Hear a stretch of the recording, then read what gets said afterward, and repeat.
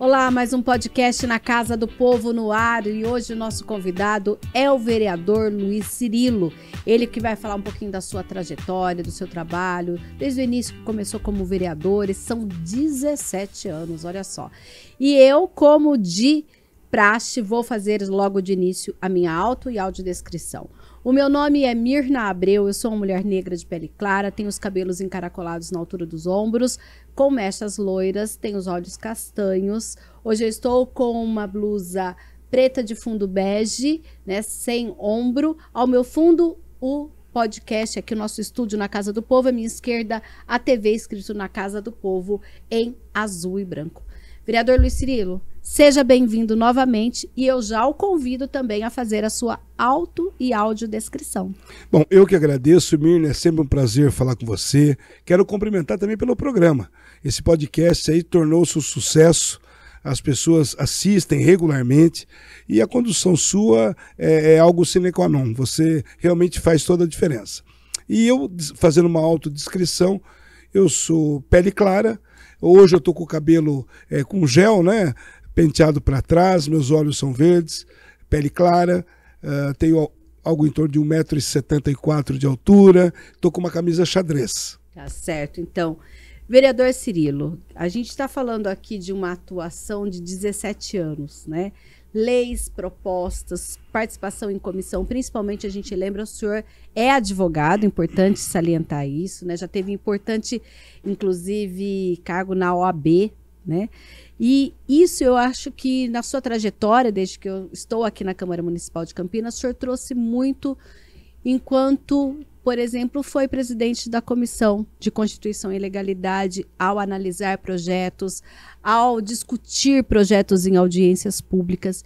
Eu queria que o senhor falasse um pouquinho dessa questão de unir, né, o seu ofício da advocacia também, quando o senhor chega aqui na Câmara e tem uma missão tão importante quanto essa. Bom, a Câmara é um lugar onde um grupo heterogêneo de pessoas, necessariamente não precisa ser advogado, acaba sendo eleitos e discutindo os problemas mais diversos da cidade.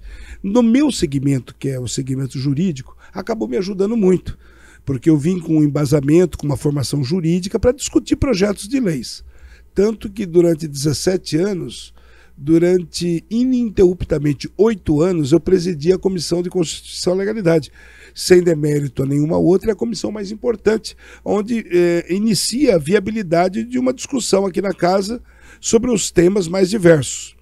E me orgulho também de dizer, Mirna, que durante esses 8 anos, poucos vetos vieram dos prefeitos, ou seja, a comissão agiu com tanta seriedade que quando o projeto apresentado pelo vereador era inconstitucional, tinha um vício de ilegalidade, ao invés de aprovar o projeto para fazer um acordo político, eu achava por bem devolver ao vereador, dentro do possível, para que ele amoldasse, revestisse de legalidade, ou seja, não perdia a essência do projeto que o vereador tanto defendia, e depois, quando esse projeto era aprovado, ele ia ao prefeito e havia sanção. Aquele projeto do vereador entrava no ordenamento jurídico. E isso foi um trabalho de convencimento. Nós mudamos a lei orgânica, através de um projeto meu, eu mudei a lei orgânica para que todos os projetos, quando fosse para as comissões, tivesse parecer fundamentado. Parece até redundante falar em parecer fundamentado, porque o parecer já é uma opinião fundamentada.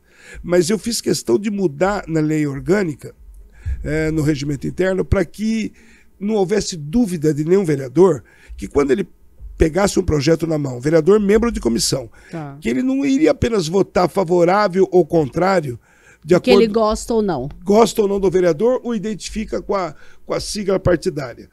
Ele tinha que fundamentar a decisão dele de ser contrário ou fundamentar a decisão dele de ser favorável. Sim. Isso foi um projeto de lei meu, com dificuldades, mas ao mesmo tempo com habilidade, que eu fiz aprovar aqui na Câmara. E a partir daí, o número de vetos caiu muito, porque todas as decisões de membros de comissão tinham que ser fundamentadas. Sim.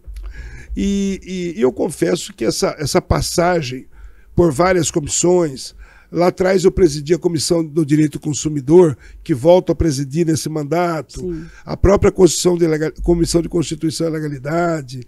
Da RMC. Eu presidi a Comissão da Região Metropolitana de Campinas. Isso vai dando um pouco de maturidade, envergadura, amplitude do conhecimento para a gente discutir num bom nível com os demais vereadores para tentar mostrar que a cidade é uma cidade heterogênea. Nós vivemos numa cidade que tem muitas realidades. Tem um lado da cidade que é muito desenvolvido, tem outro lado que está se desenvolvendo, tem um lado ainda que merece uma atenção especial do poder público. Ele é mais ainda empenho do executivo para que haja um olhar diferenciado. Sim. E isso não é demérito.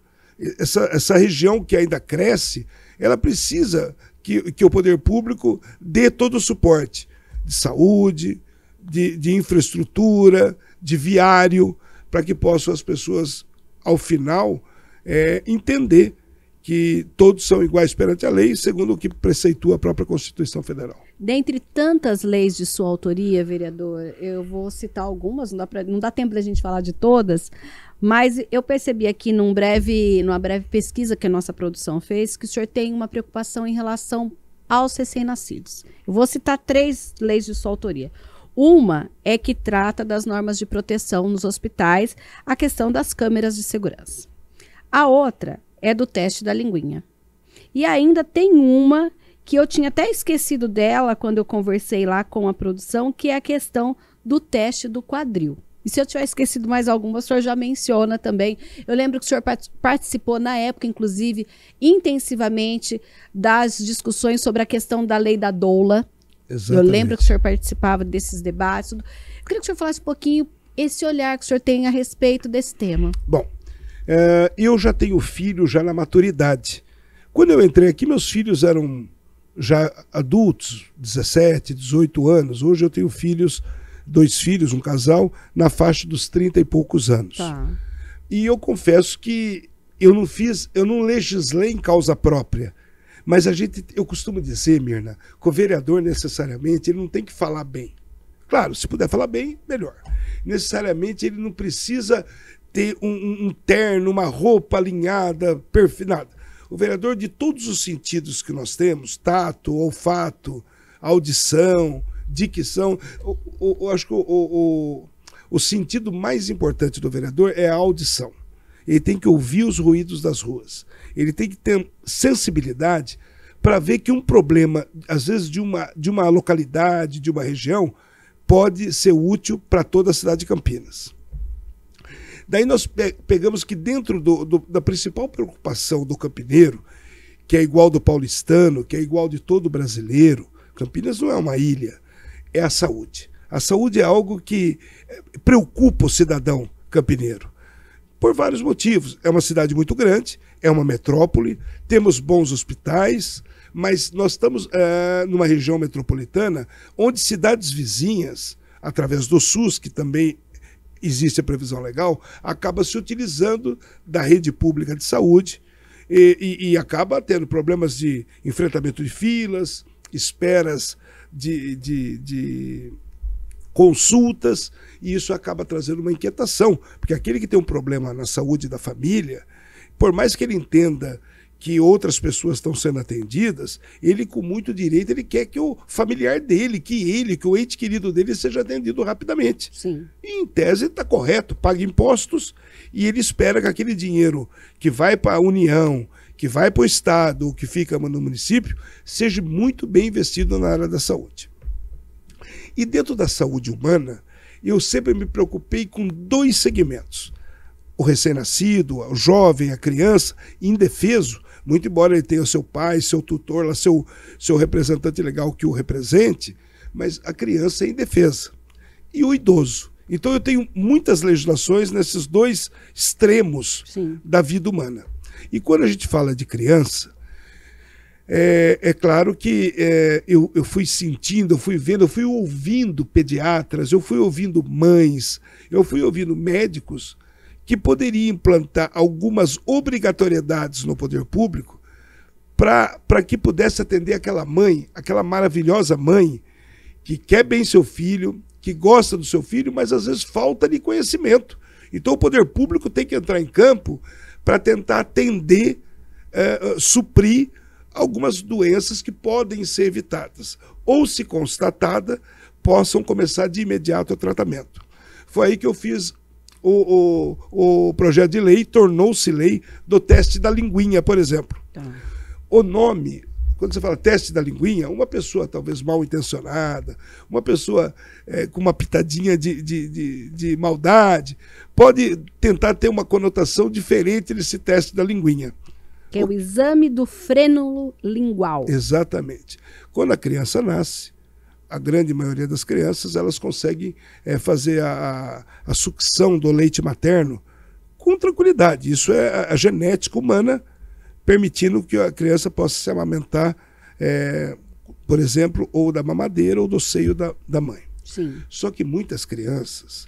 Olha como é que o efeito é muito abrangente. Uma criança ela não está se alimentando. A mãe vê que o filho dela está subnutrido. A mãe começa a ter problemas, inclusive, dela achar que o leite dela é fraco. Que a culpa é dela. Que a culpa é dela. Você falou muito bem, até agradeço. E, na verdade, não é culpa da mãe. É que aquela criança não foi feito um teste nela e existe um freno, existe que nem uma travinha, uma pelinha a mais que segura a língua da criança. E ela não consegue sugar o leite da mãe como se deve, como normalmente uma criança poderia fazer.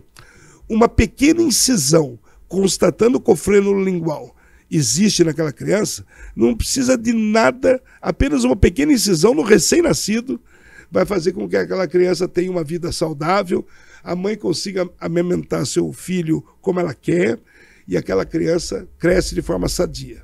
Sim. Uma criança que não foi feito isso, a doutrina, a história tem mostrado, e descobre-se depois que a criança começa a falar, começa a criança ter um desenvolvimento maior, ela percorreu um período com uma alimentação inadequada, a mãe teve estresse. Então isso culmina num problema às vezes familiar, de problema de relacionamento familiar, que envolvendo depois o marido, também achando esse erro que a mãe tem o leite fraco.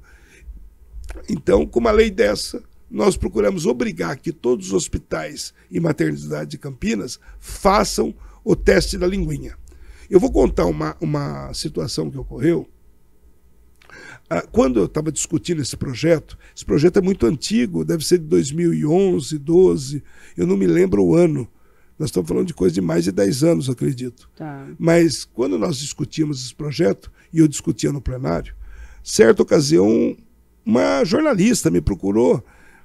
Claro, ela muito hábil, muito educada, tudo, mas ironizando o nome que eu havia dado, o teste Sim. da linguinha. E quem deu esse nome foi um otorrino.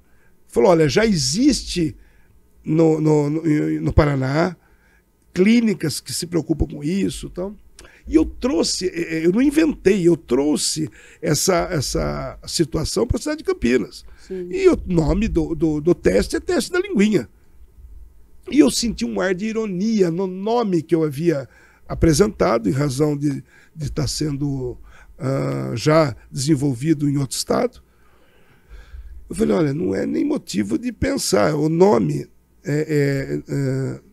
para mim, não diz outra coisa se não se preocupar com essa língua, com essa criança que vai ter a língua presa. Sim. Então nós temos hoje indivíduos na sociedade que eles falam ou de forma fanhosa ou com dificuldades na dicção, que é problema da frênulo lingual, é a língua presa. Sim. Que poderia ser evitado lá atrás, os efeitos seriam muito menores.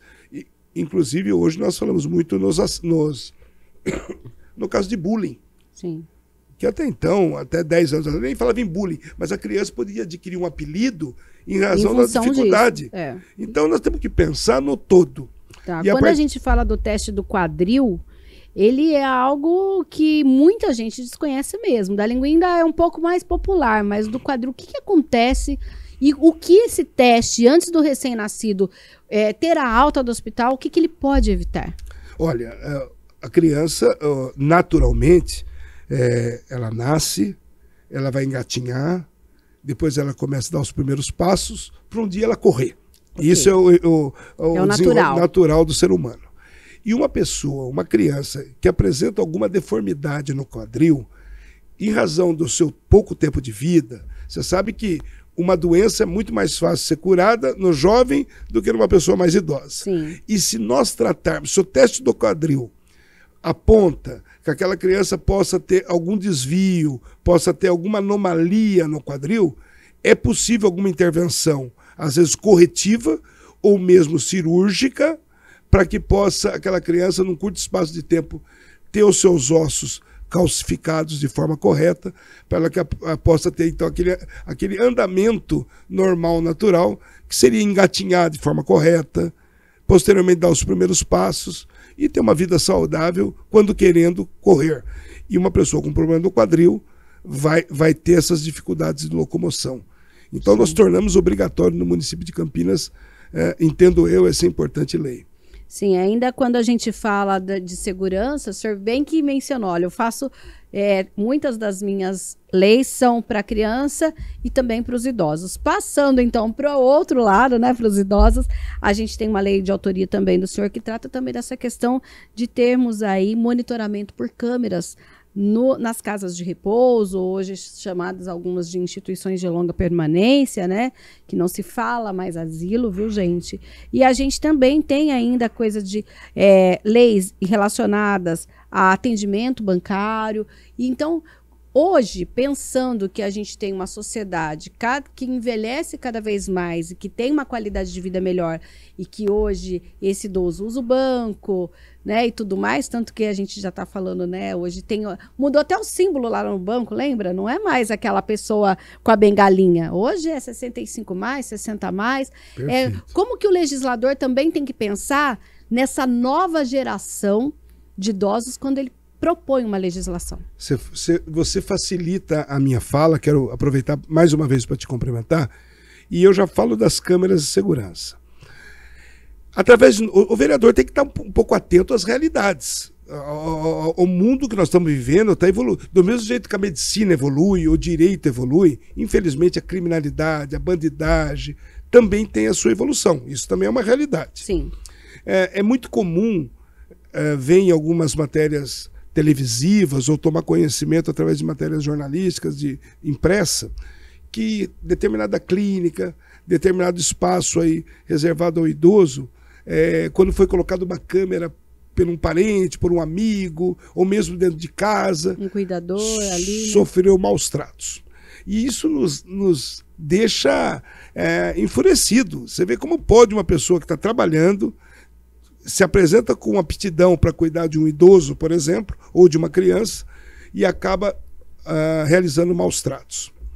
E para não esbarrar na versão que algumas empresas, algumas clínicas adotam, que tem que ser preservado em respeito à imagem do paciente, nós fizemos tornar lei na cidade de Campinas que todos os berçários e todas as casas clínicas que cuidam de idosos tenham as câmeras de segurança e que o sinal, através de uma senha, o representante legal, o parente daquelas pessoas, possam ter acesso. Então imaginemos nós que uma senhora idosa ou uma criança pequena na maternidade, o pai ou o filho daquele idoso, ele vai ter o monitoramento no smartphone em tempo real do que está acontecendo naquela sala que o pai dele, que a mãe dele está. Sim. Isso, acredito eu, que inibe eventual conduta não abonada pelo Código Penal daquele indivíduo e, ao mesmo tempo, dá segurança para aquele filho, para aquele bom filho que quer ver o pai sendo bem tratado, dele saber que o pai dele está num lugar de bom nível e que está dando, dentro do possível, as mesmas condições do seu lar, onde até então os pais estavam. E isso, num primeiro momento, causou até uma certa inquietação de parte dessas empresas que cuidam disso. Mas, aos poucos, nós fomos conversando e mostrando que isso, para as boas empresas, era até um prêmio, era até um prestígio, porque isso vai ser propagado, que as boas empresas. E nós íamos tentar excluir, sem qualquer definição de nomes, nada, mas aquelas empresas que não tinham muito critério na contratação dos profissionais. Sim. Então, isso acabou entrando em vigor. É lei na cidade de Campinas também o monitoramento online, permitindo com que os parentes dos internados, dos que estão numa estadia, numa clínica, possam ter acompanhamento pelo smartphone, pelo celular, na medida que as imagens têm que ser liberadas imediatamente aos parentes. Isso aí eu acho que foi uma boa lei. Cirilo, nós estamos nessa gravação durante o mês de abril, né? Então são várias atividades por todo o país, que dirá até, né, pelo mundo aí em relação ao TEA, que é o transtorno do espectro autista. E o legislador, às vezes, até traz muitos debates aqui, mas também tem que atuar nessa questão. E o senhor, inclusive, colocou em uma lei em 2019 uma atenção que é o atendimento prioritário, inclusive há pessoas que estão acompanhadas do autista, né?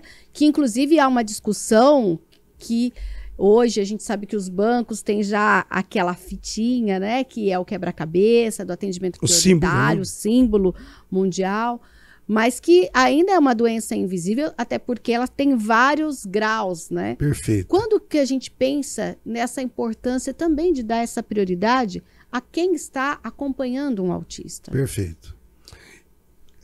Como que o senhor pensa? Por que é importante a gente pensar também no acompanhante? Bom, até porque o autista, às vezes se descobre que a pessoa tem um dos graus do autismo nas mais diversas faixas etárias. E o que a gente vê é que tem muitas pessoas que não têm funcionário, não têm empregado para deixar o filho, enquanto ele vai fazer uma compra no hipermercado, ele tem que levar o filho junto.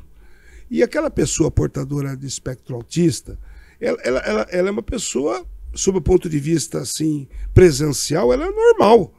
Ela tem uma aparência boa, ela tem um movimento correto, só que ela é um pouco sensível a algumas situações.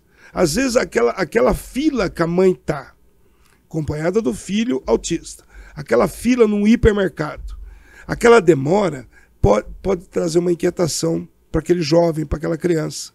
Pensando nisso, eu fiz uma lei em 2019 que colocasse os acompanhantes do autista como preferencial nas filas.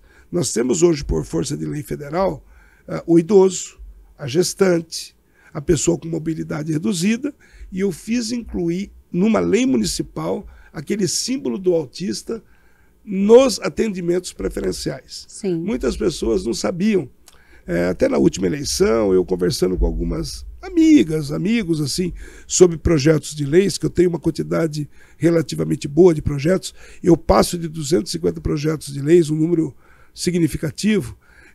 Uma das leis que eu, mais me orgulho de ter subscrito foi essa lei, quando já era um problema o autismo em 2019, mas não tinha, como é hoje, esse modismo de querer defender essa bandeira só por defender, porque pode dar ibope.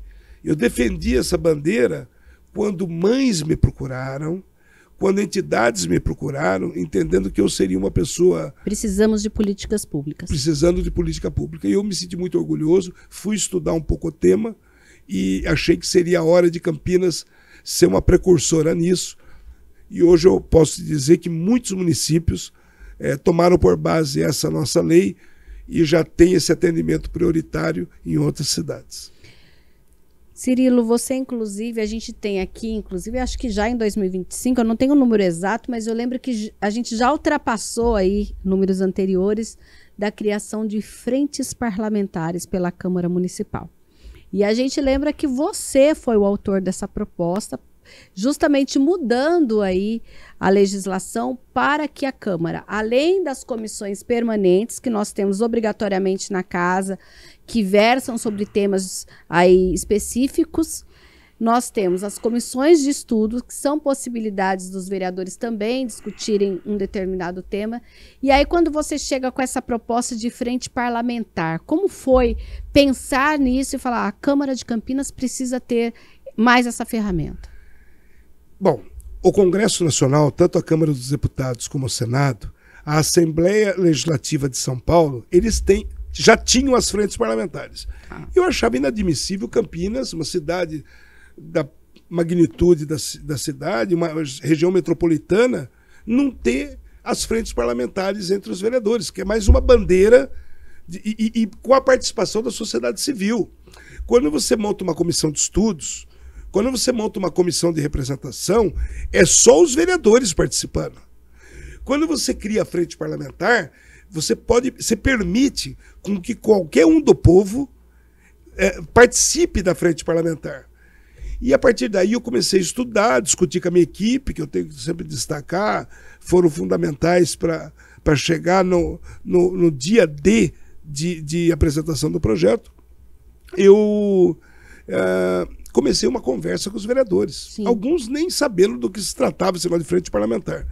E eu comecei, aos poucos, contando com a colaboração de alguns, pedindo para que esses alguns que já sinalizavam me ajudassem na multiplicação, e daí, num determinado momento, nós conseguimos aprovar a criação das frentes parlamentares. Então, hoje, um vereador aqui de Campinas, nós somos em 33, se ele quiser criar se ele quiser criar a discussão que ele quiser, do tema que ele entender necessário, tem uma regra. Sim. Precisa de um número mínimo de assinaturas, 11. Tá. E precisa de uma pluralidade de partidos, para que ele possa, para haver a discussão.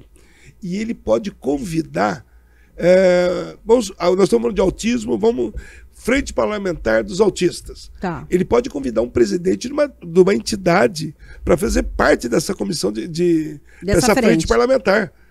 Porque essa pessoa da entidade, ela tem muito mais elementos do que propriamente um vereador, que tem o conhecimento técnico, mas aquela pessoa traz o conhecimento empírico, ela traz a experiência dela, as dificuldades da entidade, para dentro da Câmara Municipal para a gente discutir. Que futuramente pode se tornar uma legislação. Que futuramente culmina em legislações. Tá. E quando eu apresentei esse projeto, eu não vou citar, é até deselegante, foi aprovado por maioria, mas não foi por unanimidade. Na época, 3 vereadores votaram contra. Claro, o meu objetivo era aprovar o projeto e não medir quantos votos teríamos ou não. Passado um ano, ou passado uma legislatura, aqueles vereadores que até votaram contra, eles apresentaram no mandato seguinte requerimento para abrir frentes parlamentares. E eu me tornei o primeiro vereador a criar a frente parlamentar da advocacia, para discutir problemas da advocacia.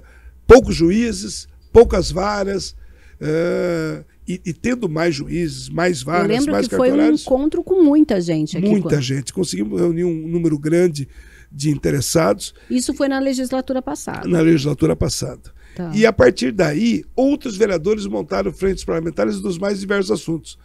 E eu costumo dizer, quando as pessoas perguntam, Cirilo, você vai assinar? Porque precisa um número de 11, né? Sim. Eu me orgulho de assinar e falar, eu sou o pai da frente parlamentar, e independente da discussão.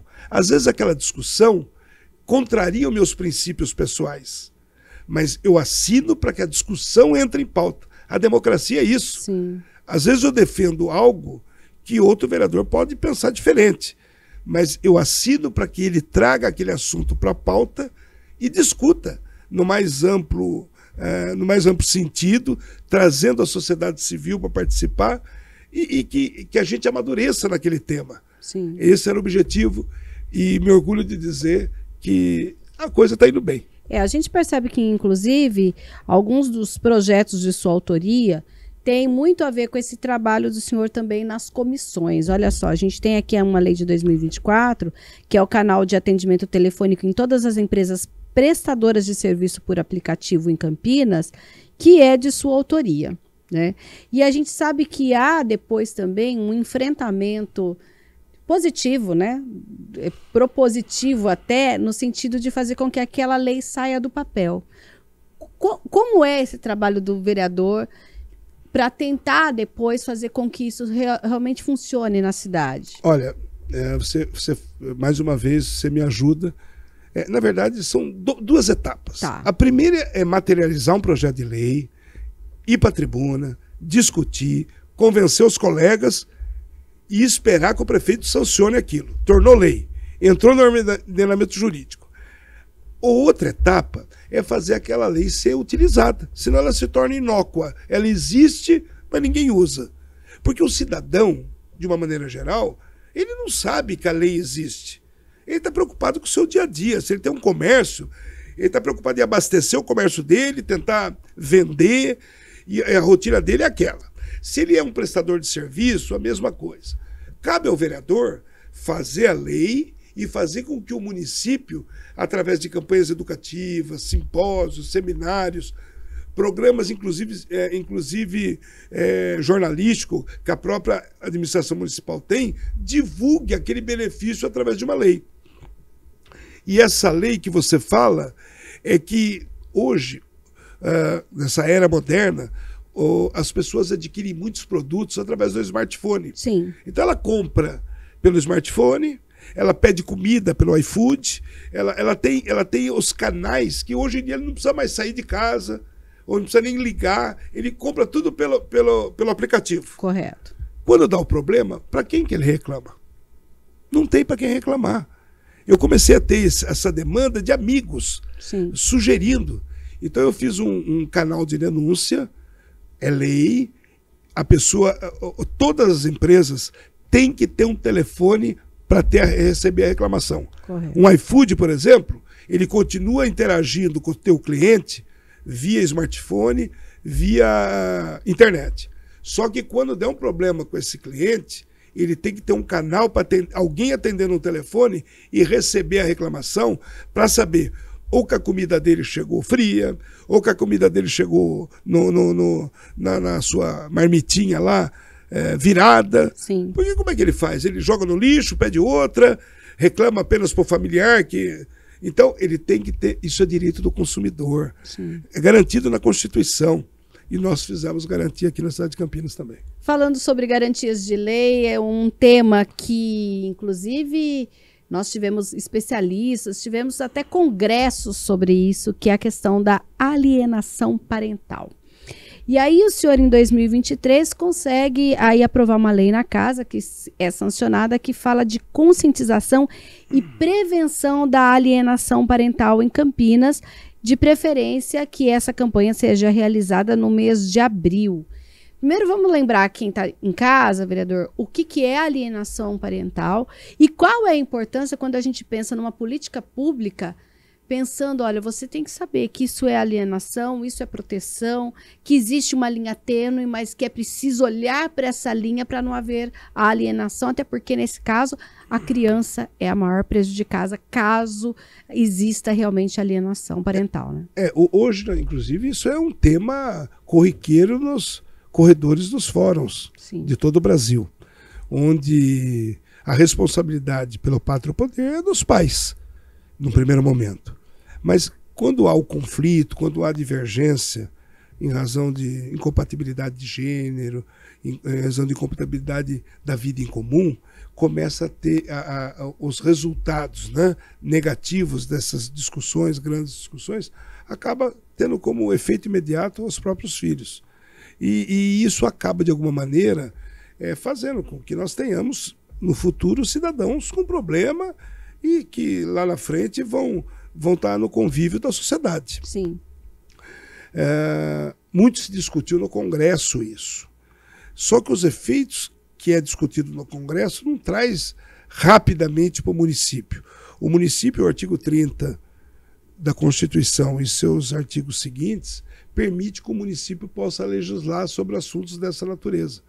Então, entendíamos na época, e continuo entendendo, que o momento era aquele da gente discutir na cidade de Campinas, com os vereadores, para tornar Campinas uma cidade totalmente harmônica no aspecto legislativo, com legislações federais. E a alienação parental era algo que estava se discutindo, principalmente na responsabilidade ou materna ou paterna de um dos cônjuges em relação a seus filhos. E por isso é importante termos aí essa conscientização, né? Eu acho que a partir do momento que a pessoa propõe a uma vida em comum, e dessa vida em comum tem seus herdeiros, tem sua prole, é dever constitucional. Você cuidar, ter as suas responsabilidades. Sim. E eu achei por bem, nesse dispositivo, tratar com equilíbrio, respeitando os direitos dos pais, mas principalmente os direitos da criança. Ainda falando em respeito a direitos e também a proteção integral do ser, também é de sua autoria um projeto que fala da Semana Quebrando o Silêncio, né, que fala de violência sexual, violência doméstica, debate, educação, denúncias de maus tratos, né? Geralmente essa semana deverá acontecer na semana em que antecede o 4º sábado do mês de agosto. A gente sabe que, infelizmente, os números aumentam em relação à violência, né, principalmente contra os mais vulneráveis, mulheres, crianças e idosos. Quando a gente entra nessa questão de quebrar o silêncio, essa proposta, eu queria que o senhor falasse um pouquinho sobre isso. Mira, quando eu fiz a minha descrição, eu deixei de falar algo importante. Eu tenho 61 anos de idade. E eu sou de uma geração que eu sou formado em Direito, me formei em 88, então já são quase 40 anos. Eu me lembro que antigamente existiam campanhas televisivas, campanhas jornalísticas, que falavam mais ou menos assim: em briga de marido e mulher não se mete a colher. Você é muito nova, você não vai lembrar, mas confirme com os pais. Em briga de marido e mulher não se mete a colher. Mais ou menos nesse sentido, sim, a cultura era mais ou menos o seguinte: não entra na briga do casal, que a briga não é sua. Não se mete. Não se mete. Hoje, modernamente, legislações mais modernas, está dando uma sinalização que tem que se meter sim.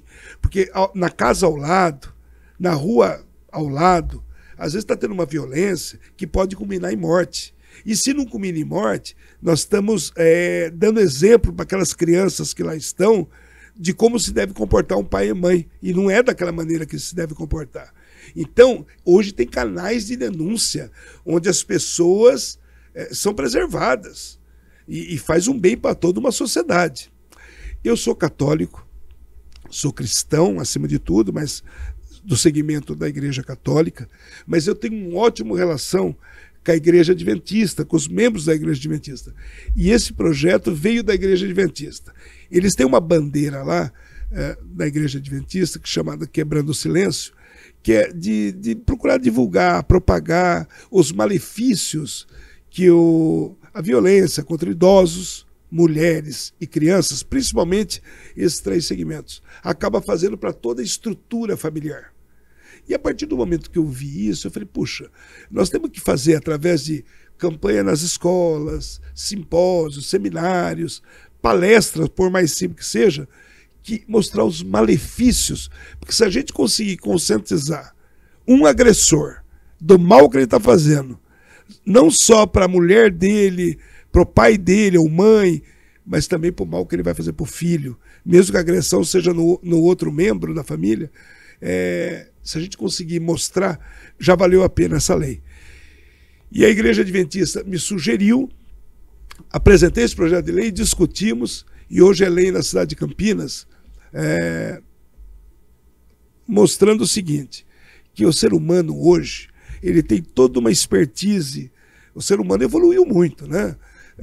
Tem muita expertise para desenvolver aparelhos de tecnologia, desenvolver medicamentos, desenvolver determinado tipo de pesquisa, e ele também tem que se desenvolver, no sentido de saber que a sociedade está alerta. Se a sociedade souber que está tendo violência naquele lar, se a sociedade está sabendo que está vendo violência naquela empresa, ela deve, não só pode, mas deve denunciar. Vereador, 17 anos de experiência. Eu queria que o senhor falasse daquele Cirilo que chegou à Câmara e que traz hoje a sua bagagem, né? A gente percebeu aqui que o senhor permeia em vários, né? Eu não falei ainda do projeto do skate, que também tem esporte, tem muita coisa, gente. É só ir lá no Lei site, da Ficha Limpa, primeiro vereador do Brasil. É verdade, a Lei da Ficha Limpa já tinha aqui em Campinas, né? Hoje tem mais de 400 municípios no então, Brasil. Quando a gente pensa em toda essa bagagem, e hoje, como que é a sua relação, inclusive, com os novos que pensam, nossa, vou pegar um pouquinho da experiência do Cirilo para pensar num projeto. Às vezes a gente percebe que o senhor está conversando fora da tribuna, né? A gente que acompanha as reuniões está ali aconselhando, explicando um projeto muitas vezes para um colega. Como que é isso? Olha, eu acho que eu acho que como tudo na vida, a gente vai percorrendo algumas etapas da vida, a gente vai ficando mais maduro, mais sensível, mais humano. Eu acho que a evolução do ser humano é chegar no ponto lá da plenitude, da velhice, olhando para trás e falar, olha, eu fiz o que eu pude fazer, sem prejudicar ninguém e acho que de alguma maneira contribuí. Mas quem tem que dizer isso são os outros e não é a gente, né? Mas a gente sempre tem essa expectativa. Quando eu entrei com muita esperança de ser... Eu não queria mudar Campinas, mas eu queria ser um vereador diferente. Eu não queria ser um vereador de tampar buraco, cortar árvore, até porque isso é papel da administração. Eu tenho como prerrogativa fazer uma indicação lá e pedir, sim, prefeito, tem uma rua número tal lá que está com buraco, está com a pavimentação deteriorada, tem uma árvore em determinada localidade que está na iminência de cair. É meu dever. Eu faço. Mas eu não sou um vereador muito preocupado com isso. Eu sempre me preocupei com duas premissas. Uma, fazer projetos de leis, colocar leis boas à disposição da população. E a outra preocupação, mesmo eu sendo vereador da base, era fazer projetos, era procurar, quando denúncia houvesse, procurar fiscalizar o executivo. É prerrogativa minha de vereador e dever de vereador. E eu entrei com essa esperança. Passado alguns anos, e agora já são 17 anos, eu sou um cara otimista por natureza. Eu estou no meio desse mandato, eu continuando aqui, vou continuar tentando produzir leis, vou tentar agir de forma correta, que é a obrigação, mas eu não perdi a esperança numa Campinas melhor. É isso que me motiva, eleição por eleição, eu colocar meu nome à disposição. Eu sou otimista por natureza. Sei das dificuldades, sei que existe algumas pessoas que às vezes, por interesses, acabam entrando na contramão ou entrando em choque com aquilo que eu penso. Eu as respeito, mas tento me manter firme no sentido de não mudar aquilo que eu projetei para a minha vida. Um dia olhar para trás e achar que eu fiz nada mais que obrigação, mas eu fiz de forma correta. É mais ou menos isso. Continuo animado, estimulado da mesma maneira, só que com 17 anos a mais nas costas, o que me dá um pouco mais de maturidade para eu ver. E quanto aos novos colegas, você sabe que um ou outro às vezes pergunta uma opinião, sugestão, e eu tenho o maior prazer em falar, olha, se eu estivesse no seu lugar, eu faria isso, mas... Eu vejo que independente do posicionamento partidário, o senhor conversa com todo mundo, seja... governo, seja oposição, seja base. Eu costumo dizer o seguinte, Mirna, os vereadores de oposição ao governo é o governo. Eu não sou governo, eu sou vereador e sou, em razão da minha agremiação partidária, que é o Podemos, estou alinhado com o prefeito. Sim. Mas eu mantenho com todos os vereadores o mais elevado e tento manter relacionamento. Às vezes um tipo de tratamento que eu dou a um vereador, eu tento dar a um vereador da base, eu dou o mesmo tratamento ao vereador da oposição. Sabe por quê? Porque daqui a pouco acaba tudo isso. E eu quero não mudar de calçada, achando que eu menosprezei ou não dei o devido valor para aquele vereador. Vereador, nosso tempo está acabando. Muito obrigada pela sua participação, pela sua atenção aqui com a gente, você também que está nos assistindo, e até uma próxima. Eu agradeço, Mirna, eu confesso que em determinado momento você deve ter presenciado, eu até me emocionei um pouco, porque quando a gente dá conta, muito tempo se passou, né? Você também está aqui há muito tempo, tenho o privilégio de conviver com você, das suas abordagens, das suas opiniões, sugestões, mas o mais importante é o seguinte, eu acho que quem está aqui tem que ter muita responsabilidade. Ser vereador numa cidade do tamanho de Campinas é algo indescritível. E eu falei para um amigo hoje, eu falei, você vai se apaixonar se um dia você entrar aqui como vereador, porque é muito prazeroso. Você às vezes é muito cobrado, muita gente cobra, mas às vezes algo que você faz, um agradecimento que vem daquela pessoa, às vezes muito simples, putz, valeu a pena toda aquela luta na eleição, valeu a pena. É como se fosse um combustível para a gente tocar mais alguns meses, até vi um outro elogio. E as pessoas na rua têm que dar esse depoimento. As pessoas na rua têm sinalizado que eu estou no caminho certo. E é isso que me motiva a continuar tentando ser o máximo correto possível. Tá certo, então, vereador. Muito obrigado. Eu que agradeço. Muito obrigado, meu irmão. Olha, o nosso podcast fica por aqui, o Na Casa do Povo. A gente lembra que você pode acompanhar outros episódios entrando no youtube.com/TV Câmara Campinas, vai lá na nossa playlist Na Casa do Povo, inclusive acompanhar os outros programas que tiveram aí a participação também do vereador Luiz Henrique Cirilo. Até a próxima.